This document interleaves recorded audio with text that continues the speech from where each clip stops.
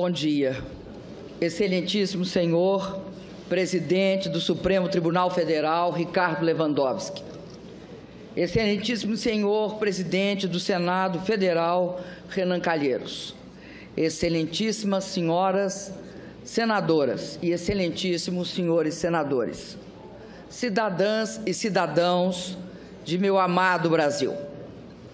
No dia 1º de janeiro de 2015, assumi meu segundo mandato à presidência da República Federativa do Brasil. Fui eleita por mais de 54 milhões de votos. Na minha posse, assumi o compromisso de manter, defender e cumprir a Constituição, bem como o de observar as leis, promover o bem geral do povo brasileiro, sustentar a união, a integridade e a independência do Brasil. Ao exercer a presidência da República, respeitei fielmente o compromisso que assumi perante a nação e aos que me elegeram. E me orgulho disso. Sempre acreditei na democracia e no Estado de Direito. E sempre vi na Constituição de 1988 uma das grandes conquistas do nosso povo. Jamais atentaria contra o que acredito ou praticaria atos contrários aos interesses daqueles que me elegeram. Nesta jornada para me defender do impeachment, me aproximei ainda mais do povo. Tive oportunidade de ouvir seu reconhecimento, de receber seu carinho. Ouvi também críticas duras ao meu governo, a erros que foram cometidos e a medidas e políticas que não foram adotadas.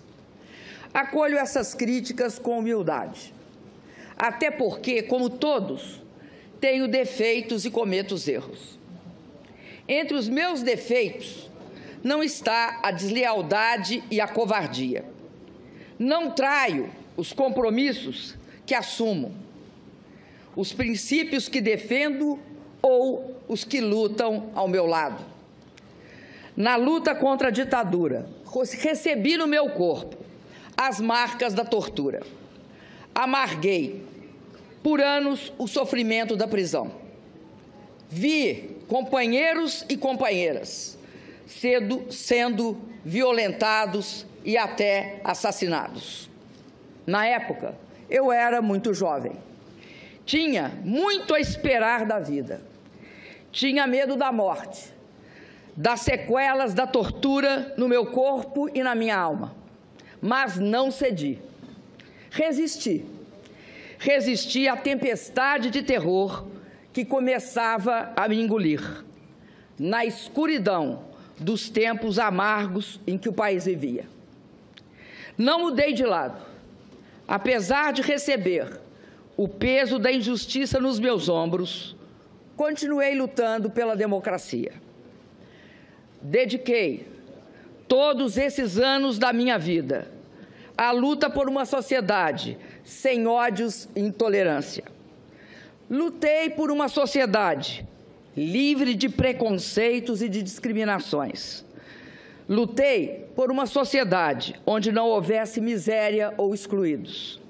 Lutei por um Brasil soberano, mais igual e onde houvesse justiça.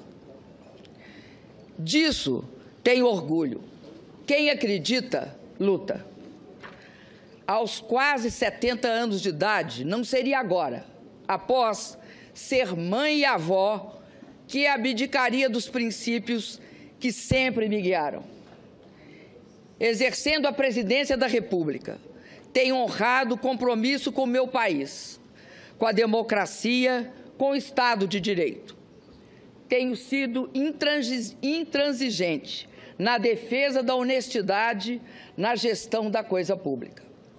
Por isso, diante das acusações que contra mim são dirigidas neste processo, não posso deixar de sentir na boca novamente o gosto áspero e amargo da injustiça e do arbítrio. E por isso, como no passado, resisto. Não esperem de mim o obsequioso silêncio dos covardes. No passado, com as armas e hoje com a retórica jurídica, pretendem novamente atentar contra a democracia e o Estado de Direito. Se alguns rasgam o seu passado e negociam as benesses do presente, que respondam perante a sua consciência e perante a história pelos atos que praticam. A mim, cabe lamentar pelo que foram e pelo que se tornaram. E resistir, resistir sempre. Resistir para acordar as consciências ainda adormecidas, para que juntos finquemos o pé no terreno que está do lado certo da história, mesmo que o chão trema e ameace de novo nos engolir. Não luto pelo meu mandato, por vaidade ou por apego ao poder, como é próprio dos que não têm caráter, princípios ou utopias a conquistar. Luto pela democracia, pela verdade e pela justiça.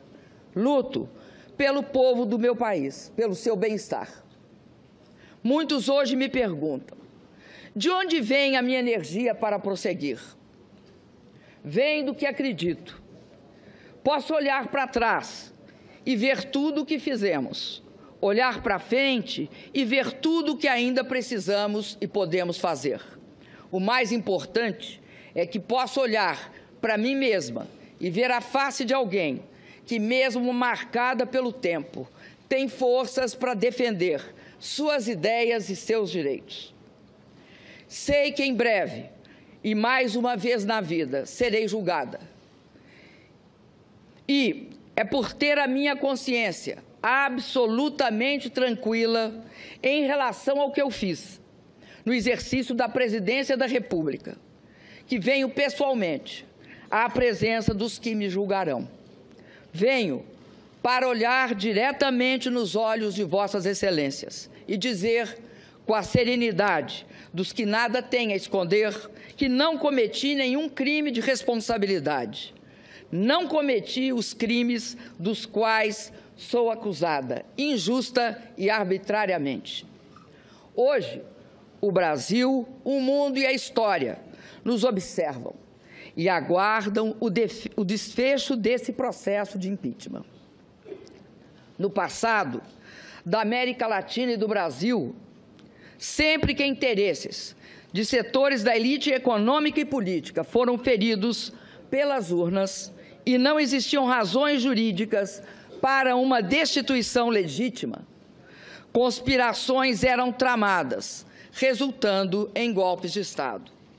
O presidente Getúlio Vargas, que nos legou a CLT e a defesa do patrimônio nacional, sofreu uma implacável perseguição, a hedionda trama orquestrada pela chamada República do Galeão, que o levou ao suicídio.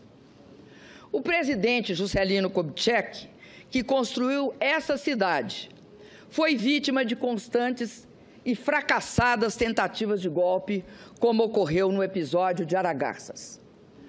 O presidente João Goulart, defensor da democracia, dos direitos dos trabalhadores e das reformas de base, superou o golpe do parlamentarismo, mas foi deposto e instaurou-se a ditadura militar em 1964. Durante 20 anos, vivemos o silêncio imposto pelo arbítrio e a democracia foi varrida de nosso país.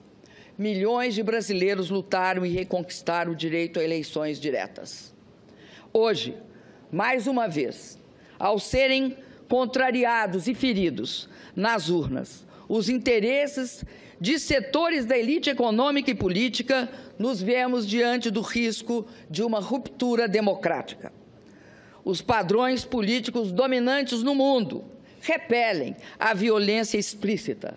Agora, a ruptura democrática se dá por meio da violência moral e de pretextos constitucionais, para que se empreste aparência de legitimidade ao governo que assume sem o amparo das urnas.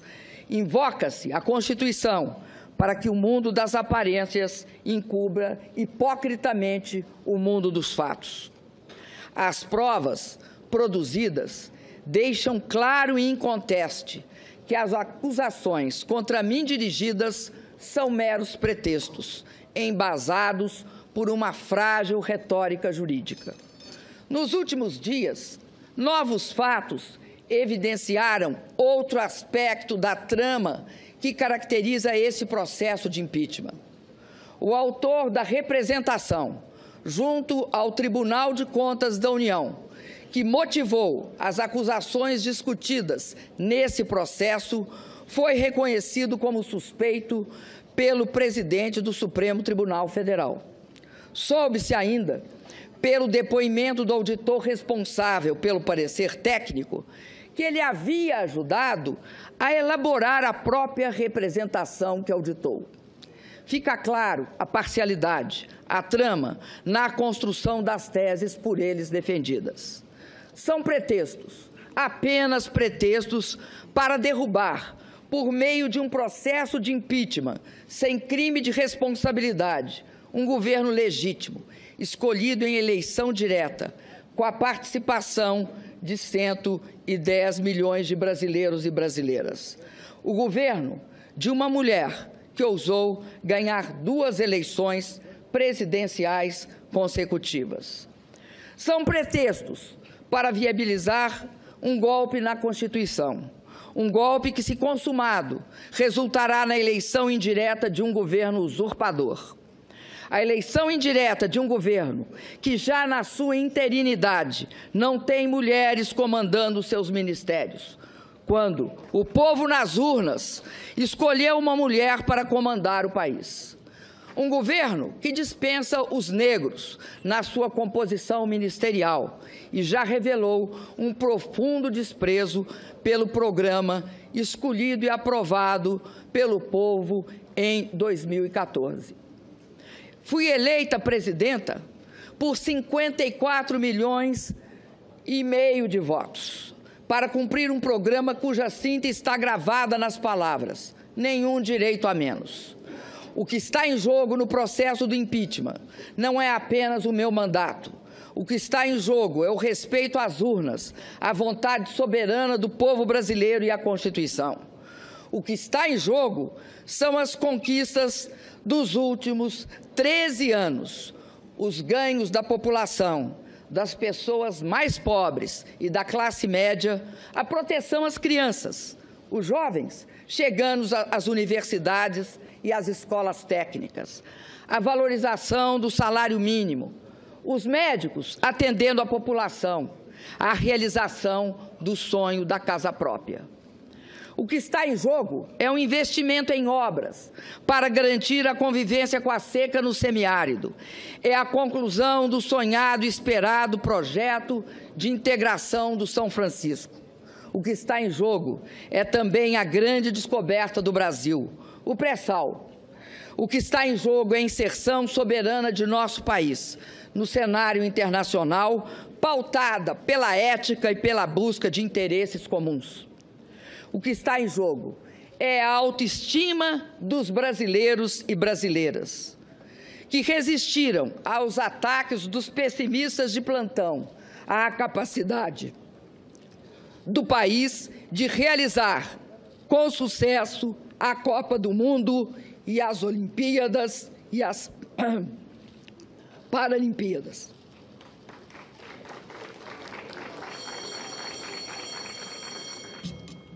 Peço que não se manifestem, por favor. Repito, o que está em jogo é a autoestima dos brasileiros e brasileiras, que resistiram aos ataques dos pessimistas de plantão, a capacidade do país de realizar com sucesso a Copa do Mundo e as Olimpíadas e as Paralimpíadas.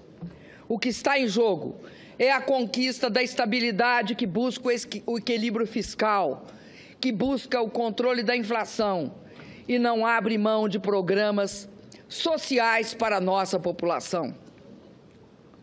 O que está em jogo é o futuro do país, a oportunidade e a esperança de avançar sempre mais.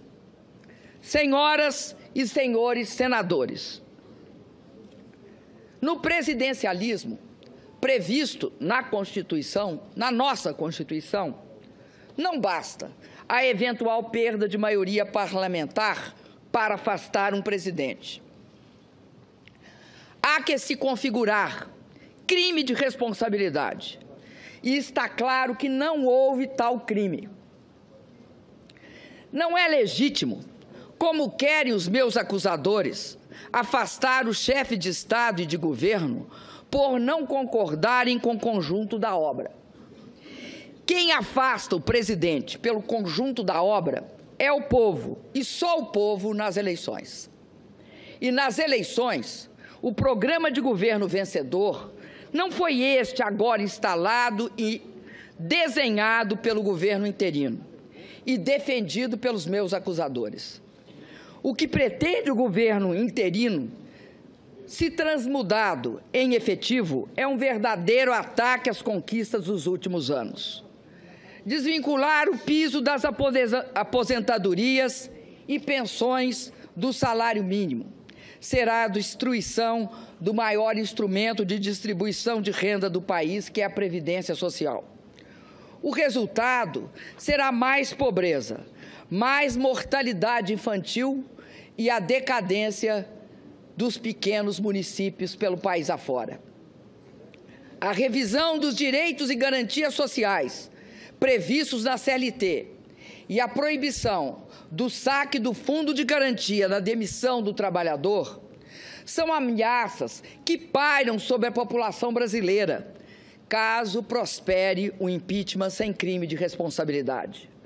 Conquistas importantes para as mulheres, os negros e as populações LGBT estarão comprometidas pela submissão a princípios ultraconservadores.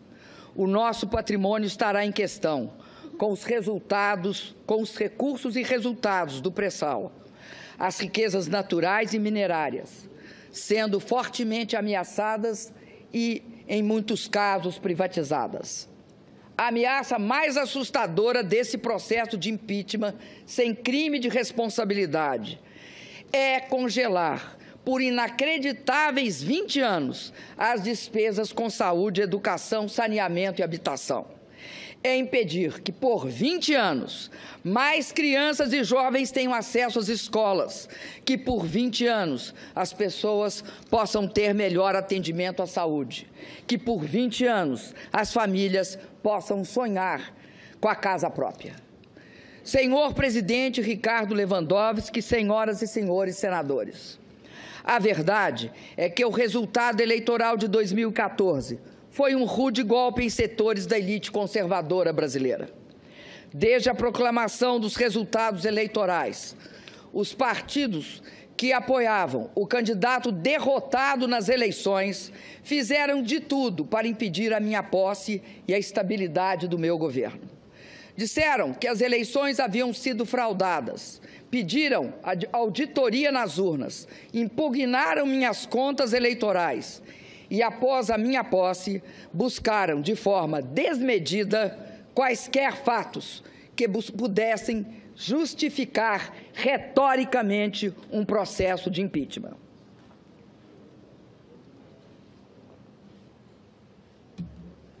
Como é próprio das elites conservadoras e autoritárias, não viam na vontade do povo o elemento legitimador de um governo. Queriam o poder a qualquer preço. Tudo fizeram para destabilizar a mim e ao meu governo. Só é possível compreender a gravidade da crise que assola o Brasil desde 2015, levando-se em consideração a instabilidade política aguda que, desde a minha eleição, tem caracterizado o ambiente em que ocorrem o investimento e a produção de bens e serviços. Não se procurou discutir e aprovar uma melhor proposta para o país. O que se pretendeu permanentemente foi a afirmação do quanto pior, melhor, na busca obsessiva de se desgastar o governo, pouco importando os resultados danosos desta desta questionável ação política para toda a população.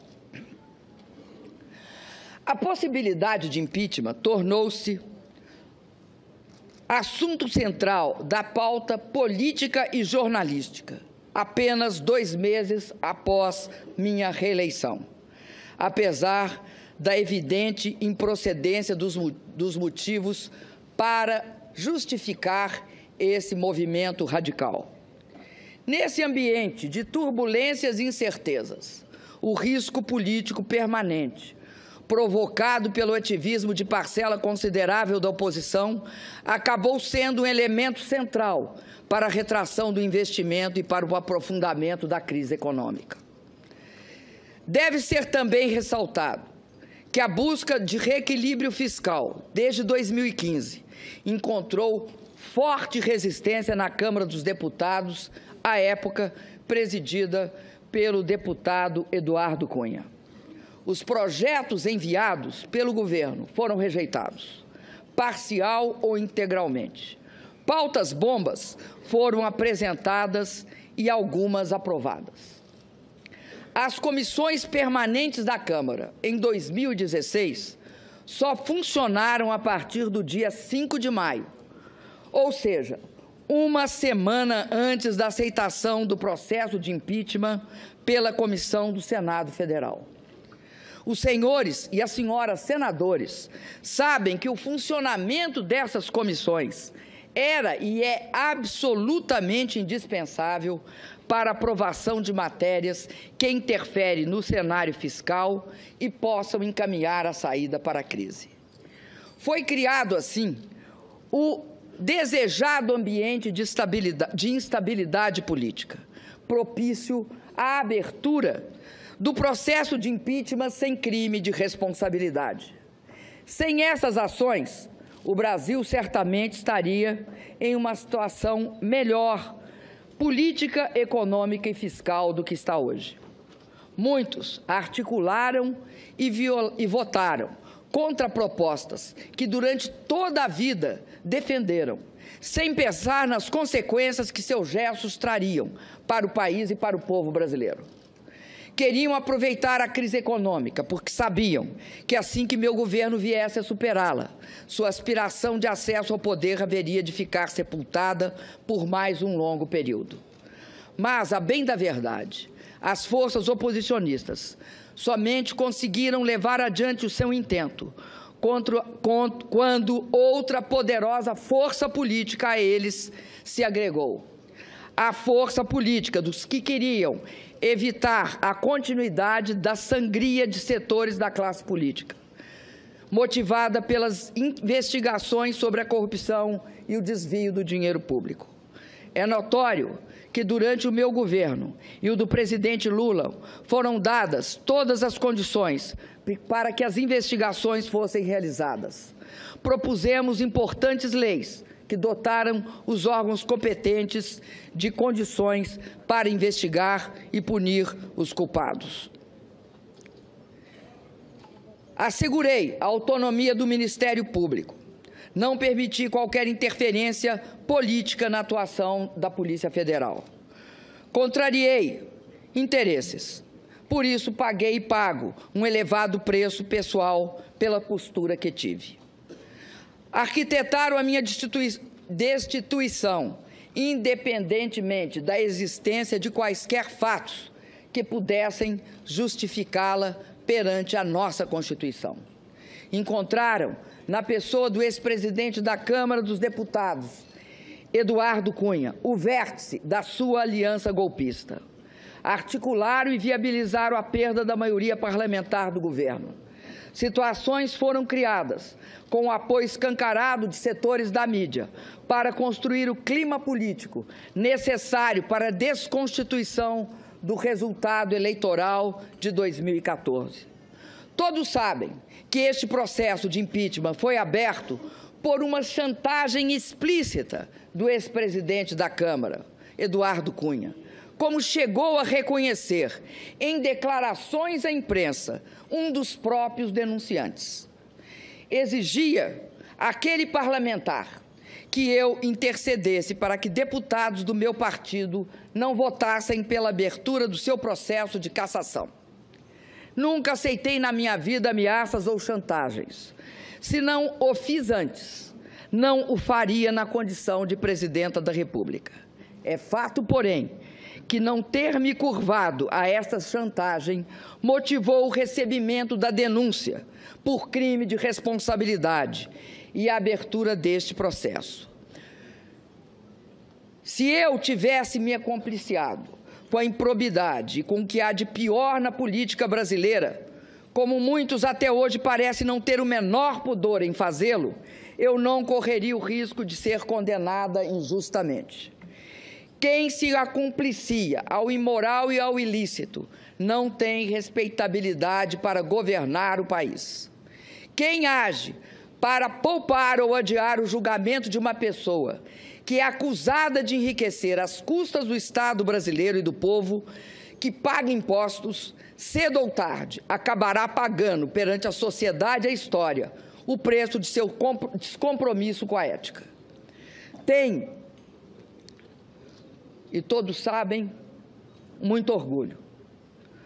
Todos sabem que não enriqueci no exercício de cargos públicos, que não desviei dinheiro público em meu governo, em benefício próprio, nem de meus familiares, e que não possuo contas ou imóveis no exterior. Sempre agi com absoluta probidade nos cargos públicos que ocupei ao longo da minha vida. Curiosamente, serei julgada por crimes que não cometi. Antes do julgamento do ex-presidente da Câmara, acusado de ter praticado gravíssimos atos ilícitos e que liderou as tramas e os ardis que alavancaram as ações voltadas à minha destituição. Ironia da história? Não, de forma nenhuma. Trata-se de uma ação deliberada que conta com o silêncio cúmplice de setores da grande mídia brasileira. Viola-se a democracia e pune-se uma inocente. Este é o pano de fundo que marca o julgamento que será realizado pela vontade dos que lançam contra mim pretextos acusatórios infundados. Estamos a um passo da consumação de uma grave ruptura institucional. Estamos a um passo da concretização de um verdadeiro golpe de Estado. Senhoras e senhores senadores, vamos aos autos deste processo. Do que sou acusada? Quais foram os atentados à Constituição que cometi? Quais foram os crimes hediondos que pratiquei? A primeira acusação refere-se à edição de 3 decretos de crédito suplementar sem autorização legislativa. Ao longo de todo o processo, mostramos que a edição desses decretos seguiu todas as regras legais.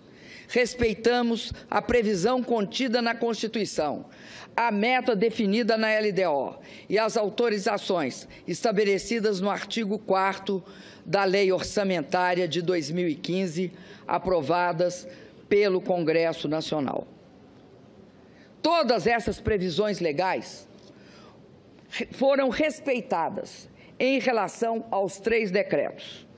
Eles apenas ofereceram alternativas para a alocação dos mesmos limites de empenho e financeiro estabelecidos pelo decreto de contingenciamento, que não foram alterados. Repito, pelos decretos de contingenciamento que não foram alterados. Por isso, não afetaram em nada a meta fiscal. Ademais, em 2014, por iniciativa do próprio Executivo, o Congresso aprovou a inclusão na LDO da obrigatoriedade que qualquer crédito aberto deve ter sua execução subordinada ao decreto de descontingenciamento editado segundo as normas estabelecidas pela Lei Complementar de Responsabilidade Fiscal. E isso foi precisamente respeitado. Não sei se por incompreensão ou por estratégia, as acusações feitas nesse processo buscam atribuir a esses decretos nossos problemas fiscais. Ignoram ou escondem que os resultados fiscais negativos são consequência da desaceleração econômica e não a sua causa. Escondem que, em 2015, com o agravamento da crise, tivemos uma expressiva queda de receita ao longo de todo o ano. Foram 180 bilhões a menos que o previsto na lei orçamentária. Fazem questão de ignorar que realizamos, em 2015, o maior contingenciamento de nossa história. Cobram que, quando enviei ao Congresso, em julho de 2015, o pedido de autorização para reduzir a meta fiscal, deveria ter imediatamente realizado um novo contingenciamento. Não o fiz porque segui o procedimento, que não foi questionado pelo Tribunal de Contas da União ou pelo Congresso Nacional na análise das contas de 2009. Além disso, a responsabilidade com a população justifica também nossa decisão. Se aplicássemos em julho o contingenciamento proposto pelos nossos acusadores, cortaríamos 96% do total de recursos disponíveis para a despesa da União. Isto representa um corte radical em todas as dotações orçamentárias dos órgãos federais. Ministérios seriam paralisados, universidades fechariam suas portas, o Mais Médico seria interrompido, a compra de medicamentos seria prejudicada, as agências reguladoras deixariam de funcionar. Na verdade, o ano de 2015 teria, para todos os efeitos fiscais, acabado em julho. Volto a dizer, ao editar esses decretos de crédito suplementar, agi em conformidade plena com a legislação vigente. Em nenhum desses atos, o Congresso Nacional foi desrespeitado. Aliás, este foi o comportamento que adotei em meus 2 mandatos. Somente depois que assinei esses decretos é que o Tribunal de Contas da União mudou a posição que sempre teve a respeito da matéria. É importante que a população brasileira seja esclarecida sobre este ponto. Os decretos foram editados em julho e agosto de 2015 e somente em outubro de 2015 o plenário do Tribunal de Contas da União aprovou a nova interpretação. O Tribunal de Contas da União recomendou a aprovação das contas de todos os presidentes que editaram idênticos decretos, atos iguais ao que eu editei. Nunca levantaram qualquer problema técnico ou apresentaram interpretação que passaram a ter depois que assinei estes atos. Querem me condenar por ter assinado decretos que atendiam às demandas da população, às demandas de diversos órgãos, inclusive do próprio Poder Judiciário, com base no mesmo procedimento adotado desde a entrada em vigor da Lei de Responsabilidade Fiscal em 2001? Por ter assinado decretos que, somados, não implicaram, como provado nos autos, em nenhum centavo de gastos a mais para prejudicar a meta fiscal? A segunda denúncia dirigida contra mim neste processo também é injusta e frágil.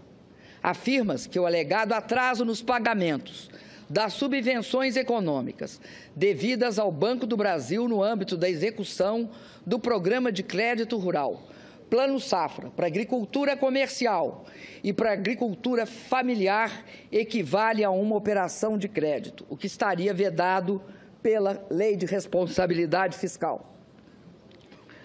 Como minha defesa e várias testemunhas já relataram, a execução do Plano Safra é regida por uma lei de 1992, que atribui ao Ministério da Fazenda a competência de sua normatização, inclusive em relação à própria atuação do Banco do Brasil. A Presidenta da República não pratica nenhum ato em relação à execução do Plano Safra. Parece óbvio, além de juridicamente justo, que eu não seja acusada por um ato inexistente. A controvérsia quanto à existência de operações de crédito surgiu novamente de uma interpretação do TCU, cuja decisão definitiva foi emitida em dezembro de 2015. Novamente, é uma tentativa de dizer que cometi um crime antes da definição da tese de que haveria um crime. Uma tese que nunca havia surgido antes e que, como todas as senhoras e senhores senadores souberam em dias recentes, foi urdida especialmente para esta ocasião. Lembro ainda a decisão recente do Ministério Público Federal, que arquivou um inquérito exatamente sobre essa questão. Afirmou não caber falar em ofensa à lei de responsabilidade fiscal, porque eventuais atrasos de pagamento em contratos de prestação de serviço entre União e instituições financeiras públicas não são operações de crédito. Insisto, senhoras senadoras e senhores senadores, não sou eu, nem tampouco minha defesa, que fazemos estas alegações. É o Ministério Público Federal que se recusou a dar sequência ao processo pela inexistência de crime. Sobre a mudança de interpretação do TCU, lembro que ainda antes da decisão final, agi de forma preventiva. Solicitei ao Congresso a autorização para pagamento dos passivos e defini em decreto prazos de pagamento para as subvenções devidas.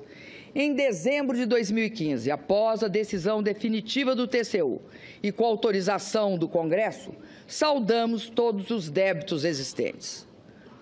Não é possível que não se veja aqui também o arbítrio desse processo e a injustiça também desta acusação. Esse processo de impeachment não está praticando a justiça. Eu não atentei em nada, em absolutamente nada, contra qualquer dos dispositivos da Constituição que, como presidenta, jurei cumprir. Não pratiquei ato ilícito. Está provado que não agi dolosamente em nada.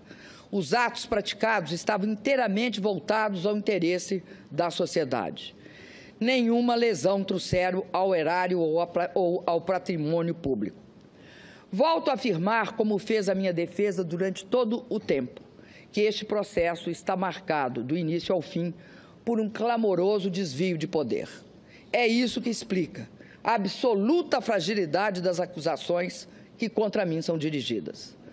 Tem-se afirmado que esse processo de impeachment seria legítimo, porque os ritos e os prazos teriam sido respeitados. No entanto, para que seja feita justiça e a democracia se imponha, a forma só não basta. É necessário que o conteúdo de uma sentença também seja justo. E, no caso, jamais haverá justiça na minha condenação. Ouso dizer que, em vários momentos, esse processo se desviou clamorosamente daquilo que a Constituição e os juristas denominam o devido processo legal. Não há respeito ao devido processo legal quando a opinião condenatória de grande parte dos julgadores é divulgada e registrada pela grande imprensa antes do exercício final do direito de defesa. Não há respeito ao devido processo legal quando os julgadores afirmam que a condenação não passa de uma questão de tempo, porque votarão contra mim de qualquer jeito. Nesse caso, o direito de defesa será exercido apenas formalmente, mas não será apreciado substantivamente nos seus argumentos e nas suas provas. A forma existirá apenas para dar aparência de legitimidade ao que é ilegítimo por essência. Senhoras e senhores senadores, nesses meses, me perguntaram inúmeras vezes por que eu não renunciava, para encurtar este capítulo tão difícil da minha vida. Jamais o faria, porque tenho compromisso inarredável com o Estado democrático de direito. Jamais o faria porque nunca renuncio à luta. Confesso a vossas excelências, no entanto, que a traição, as agressões verbais e a violência do preconceito me assombraram. E, em alguns momentos, muito me magoaram. Mas foram sempre superadas, em muito, pela solidariedade, pelo apoio e pela disposição de luta de milhões de brasileiras e brasileiros pelo país afora. Por meio de manifestações de rua, reuniões, seminários, livros, shows, mobilizações na internet, nosso povo esbanjou criatividade e disposição para a luta contra o golpe. As mulheres brasileiras têm sido, neste período, um esteio fundamental para minha resistência. Me cobriram de flores e me protegeram com sua solidariedade. Parceiras incansáveis de uma batalha em que a misoginia e o preconceito mostraram suas garras. As brasileiras expressaram nesse combate pela democracia e pelos direitos sua força e resiliência. Bravas mulheres brasileiras que tenho a honra e o dever de representar como primeira mulher presidenta da República. Chego à última etapa deste processo, comprometida com a realização de uma demanda da maioria dos brasileiros: convocá-los a decidir nas urnas sobre o futuro de nosso país. Diálogo, participação e voto direto e livre são as melhores armas que temos para preservar a democracia. Confio que as senhoras senadoras e os senhores senadores farão justiça. Tenho a consciência tranquila. Não pratiquei nenhum crime de responsabilidade. As acusações dirigidas contra mim são injustas e descabidas. Cassar em definitivo o meu mandato é como me submeter a uma pena de morte política. Esse é o segundo julgamento a que sou submetida em que a democracia tem assento junto comigo no banco dos réus. Na primeira vez, fui condenada por um tribunal de exceção. Daquela época, além das marcas dolorosas da tortura, ficou o registro em uma foto da minha presença diante dos meus algozes, no momento em que eu os olhava, de cabeça erguida, enquanto eles escondiam os rostos com medo de serem reconhecidos e julgados pela história. Hoje, 4 décadas depois, não há prisão ilegal, não há tortura. Meus julgadores chegaram aqui pelo voto, mesmo voto popular que me conduziu à presidência. Tenho por todos, por isso, o maior respeito, mas continuo de cabeça erguida, olhando nos olhos dos meus julgadores. Apesar das diferenças, das grandes diferenças, sofro de novo com o sentimento de injustiça e o receio de que, mais uma vez, a democracia seja condenada junto comigo. E não tenho dúvida que também, desta vez, todos nós seremos julgados pela história. Por 2 vezes, vi de perto a face da morte. Quando fui torturada por dias seguidos, submetida a sevícias que nos faziam duvidar da humanidade e do próprio sentido da vida. E quando uma doença grave e extremamente dolorosa poderia ter abreviado a minha existência. Hoje, eu só temo a morte da democracia, pela qual muitos de nós, aqui neste plenário, lutamos com o melhor dos nossos esforços. Reitero, respeito os meus julgadores. Não nutro rancor por aqueles que votarão pela minha destituição. Respeito e tenho muito apreço por aqueles que têm lutado bravamente pela minha absolvição, aos quais serei eternamente grata. Neste momento, quero me dirigir aos senadores, que mesmo sendo de oposição a mim e ao meu governo, estão indecisos. Lembrem-se que no regime presidencialista e sob a égide da nossa Constituição, uma condenação política exige obrigatoriamente a ocorrência de um crime de responsabilidade, cometido dolosamente e comprovado de forma cabal. Lembrem-se do terrível precedente que a decisão pode abrir para outros presidentes que virão, governadores e prefeitos, atuais e futuros. Condenar sem provas substantivas, condenar um inocente. É esse o precedente. Faço um apelo final a todos os senadores. Não aceitem um golpe que, em vez de solucionar, agravará a crise brasileira. Peço que façam justiça a uma presidente honesta, que jamais cometeu qualquer ato ilegal na vida pessoal ou nas funções públicas que exerceu. Votem sem ressentimento. O que cada senador sente por mim e o que nós sentimos uns pelos outros importa menos, neste momento, do que aquilo que todos nós sentimos pelo país e pelo povo brasileiro. Peço, votem contra o impeachment, votem pela democracia. Muito obrigada.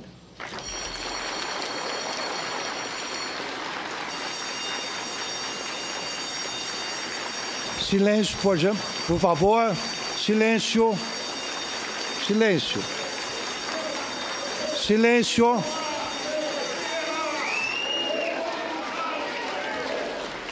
Silêncio. Silêncio.